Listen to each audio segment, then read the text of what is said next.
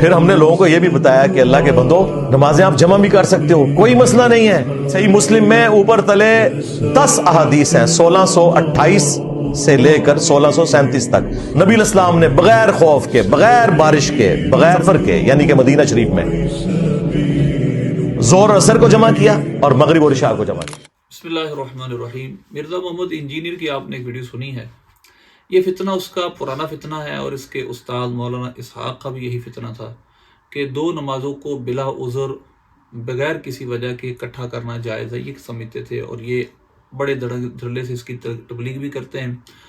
جو کہہ لیجئے کہ اصل میں یہ شیعہ مذہب کو اور شیعہ لوگوں کو راضی کرنے کے لیے ایک انہوں نے ٹرک تلاش کیا ہے کہ امت سے ہٹ کر اور امت کے اجماعی مسئلے سے ہٹ کر انہوں نے الگ ایک مسئلہ بیان کیا کہ بغیر عذر کے اور بغیر کسی وجہ کے ہم دو نمازوں کو اکٹھا کر سکتے ہیں، اور صحیح مسلم کی اور جامع ترمذی کی احادیث اس پہ پیش کرتے ہیں۔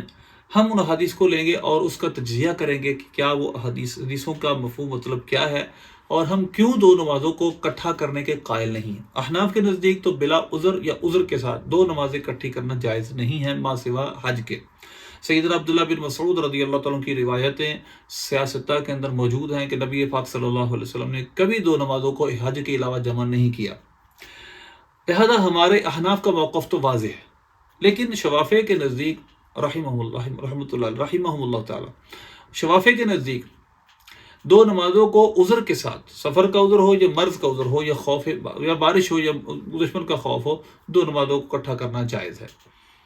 تو ان کے نزدیک عذر کے ساتھ جائز ہے، ہمارے نزدیک عذر کے ساتھ بھی جائز نہیں ہے۔ اور یہ جو موجودہ دور کے فتنے ہیں، یہ لوگ کہتے ہیں کہ بلا عذر بھی دو نمازوں کو اکٹھا کیا جا سکتا ہے، یعنی یوں کہہ لیجئے کہ آپ مغربین اور ظہرین پڑھ سکتے ہیں، ظہر اثر اکٹھی کر سکتے ہیں، مغرب عشاء اکٹھی کر سکتے ہیں۔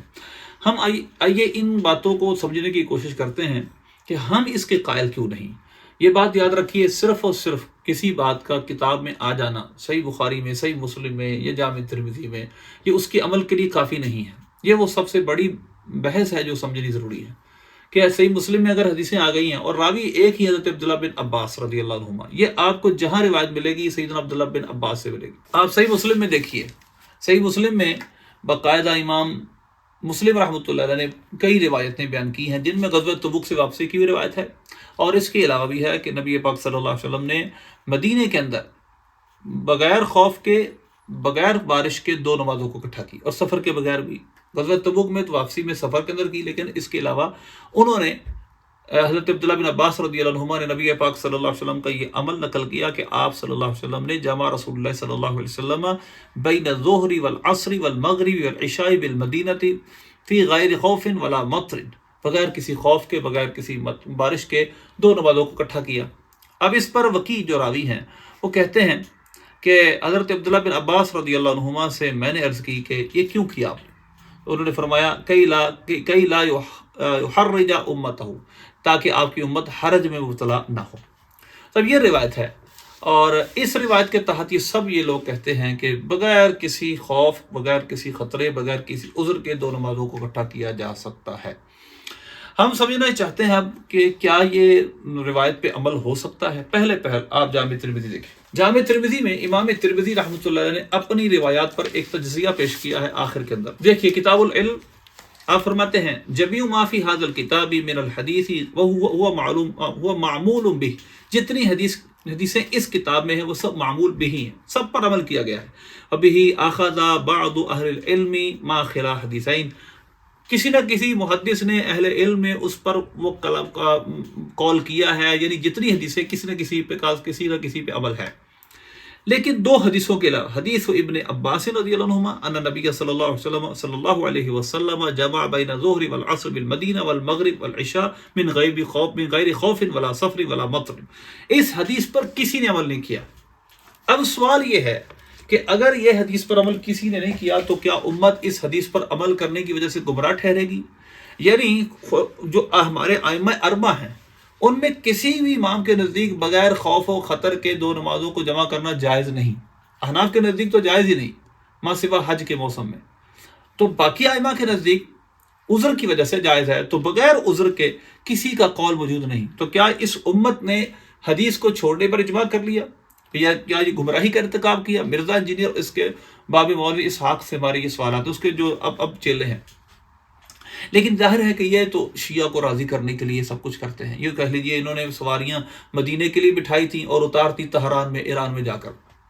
لوگوں کو حدیث سناتے ہیں صرف اس لیے تاکہ لوگ ان کے پیروکار بنیں، وگرنہ یہ سب کو پتا ہے کہ حدیث پر عمل کے لیے اس کی درایت، اس کو سمجھنا ضروری ہے. کیا یہ قرآن کی آیت کے خلاف تو نہیں؟ کیا یہ سنت مشہورہ اور متواترہ کے خلاف تو نہیں؟ اب اس اصول کو سمجھیے، ہم اس پر عمل کیوں نہیں کرتے. دیکھیے قرآن کی آیت ہے سورہ نساء کی آیت نمبر 103. اللہ فرماتا ہے ان الصلاۃ کانت علی المؤمنین کتابا موقوتا، بے شک نماز بندے ہوئے وقت میں مومنوں پہ فرض ہے. اب ذرا غور کیجیے گا، ایک طرف قرآن کی آیت ہے اور قرآن میں ہی تفصیلی بات ہے. مرزا تو کہتا ہے 2 اوقات ثابت ہے، ہمارے نزدیک 5 کے 5 اوقات قرآن سے ثابت ہے. اقم الصلاۃ طرفی النہار وزلفا من اللیل، دن کے 2 طرفوں میں، رات کے حصوں میں نماز قائم کرو. پھر نماز فجر کا ذکر ہے. اسی طرح پھر آپ سورہ نور میں چلے جائیں، آپ سورہ نور کی اس آیت کو دیکھیں. دیکھیے آیت نمبر 58 آیت استئذان، یعنی جب غلام اور خادم گھر میں آئیں تو کن کن اوقات میں ان کو اجازت لینا ضروری. یا ایھا الذین آمنوا لیستأذنکم الذین ملکت ایمانکم والذین لم یبلغوا الحلم منکم 3 مرات، کہ جو ابھی نابالغ بچے ہیں وہ اور تمہارے غلام یہ 3 اوقات میں تم سے اجازت لے کر آئیں. وہ کون سے اوقات ہیں؟ من قبل صلاۃ الفجر، ایک فجر کی نماز سے پہلے، وحین تدعون ثیابکم من الظہیرہ، اور ظہر کے وقت جب دوپہر کے وقت انسان لیٹنے کے لیے اپنے اضافی کپڑے اتارتا ہے وہ، ومن بعد صلاۃ العشاء، اور نماز عشاء کے بعد. اب قرآن نے بھی عشاء کا ذکر کیا، عشاءین یا مغربین نہیں کہا. اس سے پتہ چلا کہ قرآن میں عشاء کی نماز کو الگ سے ذکر کیا گیا اور بہت ساری آیتیں ملائیں تو یہ ایک الگ ٹاپک ہے کہ قرآن سے 5 نماز اوقات ثابت ہوتے ہیں الگ الگ. تو لہذا قرآن نے فرمایا بے شک نماز بندے ہوئے وقت میں مومنوں پہ فرض ہے. اب یہ بندہ ہوا وقت حدیث متواترہ مشہورہ اور اجماع امت سے ثابت ہے کہ 5 ہے. اب صحیح مسلم کی حدیث دیکھیں 1289 نمبر. اس کے بعد آپ چلتے جائیں تو بہت ساری احادیث ہیں جن میں نبی پاک صلی اللہ علیہ وسلم نے صحابہ کو نماز پڑھائی. حضرت جبرائیل علیہ الصلوۃ والسلام کے نماز پڑھانے کا ذکر کئی حدیثوں میں ہے. تو اس جگہ دیکھیے حضور پاک صلی اللہ علیہ وسلم نے 5 نمازوں کو الگ الگ اوقات میں پڑھایا اور پھر فرمایا وقت صلواتکم بینما رأیتم، جو تم نے دیکھا ہے. کیونکہ کسی نے پوچھا تھا کہ نماز کے اوقات کیا ہیں. ان رجل سألہ عن وقت الصلاۃ، ایک شخص نے نماز کے وقت کے بارے میں حضور صلی اللہ علیہ وسلم سے سوال کیا. فقال له صل معنا هذین، کہ ہمارے ساتھ یہ 2 دن نمازیں پڑھو. فلما زالت الشمس، پھر آپ نے سورج جب زوال ہو گیا سورج کا، یعنی جب نصف نہار شری کا اگلا وقت آیا تو آپ نے ظہر کے لیے حضرت اذان کا فرمایا تو حضرت بلال نے اذان پڑھی. آپ نے ظہر کی اذان کا فرمایا تو حضرت بلال نے اذان پڑھی رضی اللہ عنہ. پھر یہ ساری نمازوں کا الگ الگ اوقات کا ذکر فرما کر فرمایا وقت صلواتکم بینما رأیتم، تمہاری نمازوں کے اوقات وہ ہیں جو تم نے یہ دیکھے ہیں.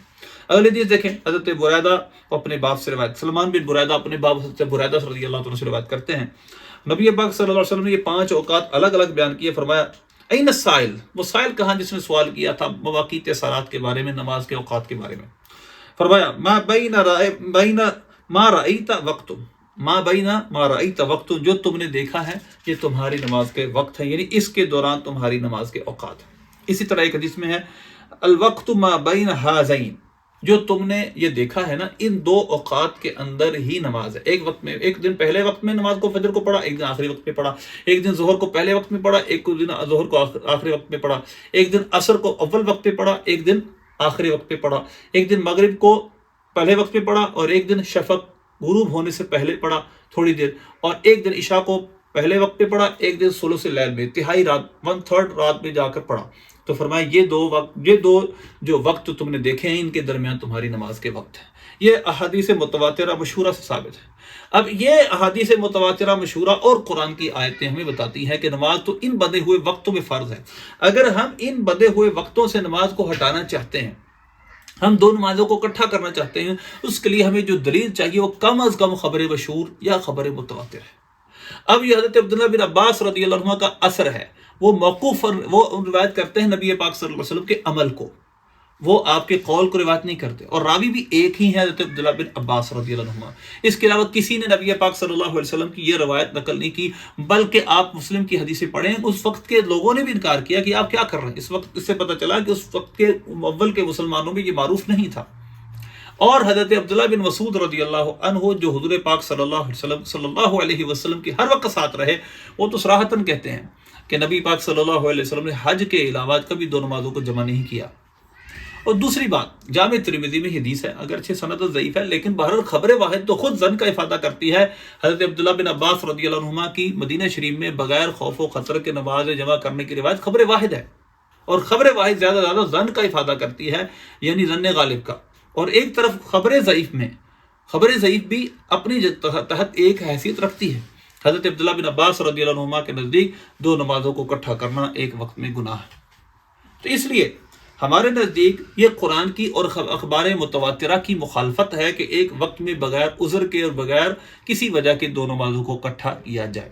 اب ہم دوسری بات یہ کرتے ہیں کہ نماز کے ایک تو اوقات میں اس کو نماز پڑھنا فرض قرار دیا گیا ہے۔ دوسری بات، نبی پاک صلی اللہ علیہ وسلم سے صحیح بخاری میں حدیث ہے 527 نمبر، فضل الصلاۃ لوقتہا، نماز کو اس کے وقت میں پڑھنے کے بارے میں۔ حضور صلی اللہ علیہ وسلم سے کسی نے عرض کی، ای الاعمال احب الی اللہ، اللہ کے نزدیک افضل عمل کون سا ہے؟ نبی پاک صلی اللہ علیہ وسلم نے فرمایا، الصلاۃ علی وقتہا، نماز کو اس کے وقت میں پڑھنا۔ اسی طرح اگلا باب اب دیکھیں، باب نمبر ہے 7 اسی کتاب مواقیت الصلاۃ کا۔ امام بخاری لکھتے ہیں، باب تضییع الصلاۃ عن وقتہا، نماز کو اس کے وقت سے ضائع کر کے پڑھنا، یعنی نماز کو ضائع کرنا، اس کے وقت سے ضائع کرنا، یہ باقاعدہ ایک جرم ہے جو امام بخاری نے اس پر باب باندھ کے اس کو لکھا ہے۔ اسی طرح آپ دیکھیں، اسی بخاری میں اور اسی طرح صحیح مسلم کے اندر ہے کہ جس شخص نے نماز عصر چھوڑی، اس کے اہل و عیال، نماز وقت جس کی نماز عصر فوت ہو گئی، اس کے گویا اہل و عیال سب ہلاک ہو گئے۔ دیکھیے، یہ صحیح مسلم کے لفظ ہیں، اور باب ہے صحیح مسلم کا، باب التغلیظ فی تفویت صلاۃ العصر، نماز عصر فوت ہونے پر سختی کرنا۔ دیکھیے، ان الذی تفوتہ صلاۃ العصر فکأنما وطر اہلہ ومالہ، جس کی نماز عصر جاتی رہی گویا اس کے اہل و عیال سب گئے۔ اگر دو نمازوں کو ویسے اکٹھا کرنا جائز ہے اور وقت گزر جائے تو بھی گناہ کوئی نہیں ہے، تو پھر یہ اتنی شدید وعید کیوں ہے؟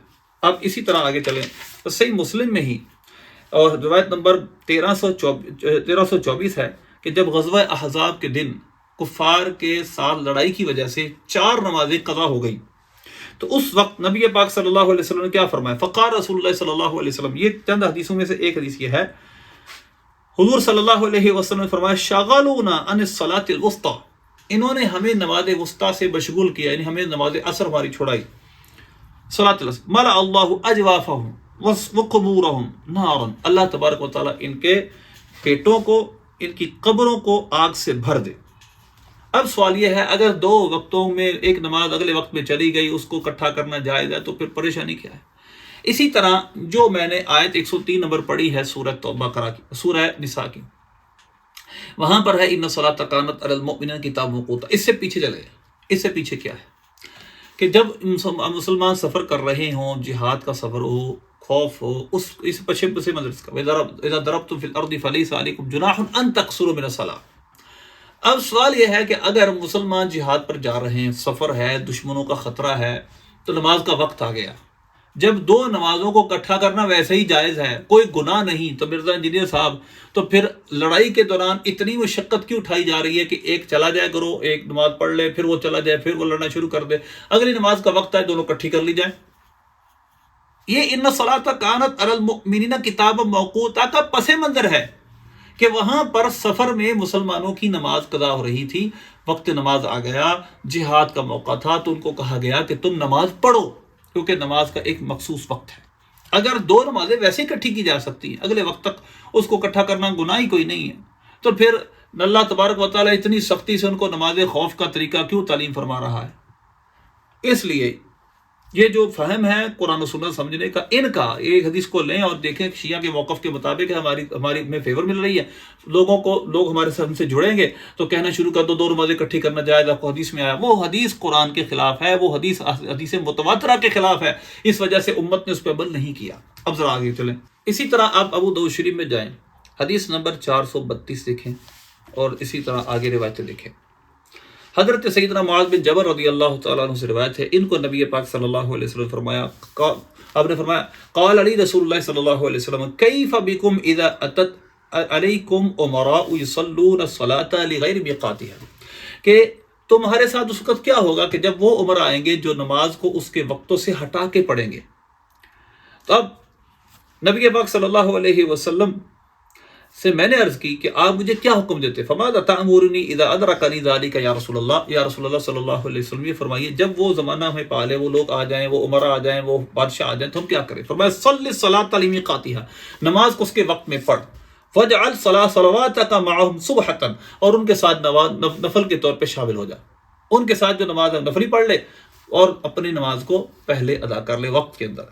اب سوال یہ پیدا ہوتا ہے جب دو نمازیں اکٹھا کرنا ویسے ہی جائز ہے، ظہرین عصر مغربین، تو بات ہی ختم ہو گئی، پھر تو قصہ ہی تمام ہو گیا کہ اگر بادشاہ اپنے وقت سے پہلے ظہر کے وقت میں اگر عصر پڑھ لیتے ہیں تو ویسے آپ کے نزدیک تو ویسے ہی جائز ہے، اور ظہر مغرب کو عشاء کے پہلے پڑھ لیتے ہیں یا مغرب کو عشاء کے ساتھ پڑھ لیتے ہیں تو آپ کے نزدیک تو جھگڑا ہی ختم ہے. لیکن نبی پاک صلی اللہ علیہ وسلم اپنے صحابہ کو آپ کیا کر رہے ہیں؟ متنبع کر رہے ہیں کہ ایسے لوگ آئیں گے، لیکن تم نے کیا کرنا؟ صلی صلاۃ لمیقاتها، نماز کو اس کے وقت میں پڑھو، جب وہ نماز کھڑی کرے تو ان کے ساتھ نفل کے طور پر شامل ہو جائے. حضرت عبادہ بن صامت کی روایت ہے رضی اللہ عنہ، نبی پاک صلی اللہ علیہ وسلم نے فرمایا اِنَّ سَتَكُونُ عَلَيْكُمْ بَعْدِي عُمَرَانِ تَشْغُلُهُمْ أَشْيَاءُ عَنِ الصَّلَاةِ لِوَقْتِهَا، کہ کچھ عمرہ آئیں گے، ان کو کچھ چیزیں امور میں مشغولیت نماز سے، نماز کے وقت سے دور کر دے گی، یعنی ان کی نمازیں قضا ہو جائیں گی، حتی یذهب وقتها، جہاں تک اس کا وقت چلا جائے گا. اب وقت چلا جائے گا، فصلوا الصلاۃ لوقتها، نماز کو اس کے وقت میں پڑھو.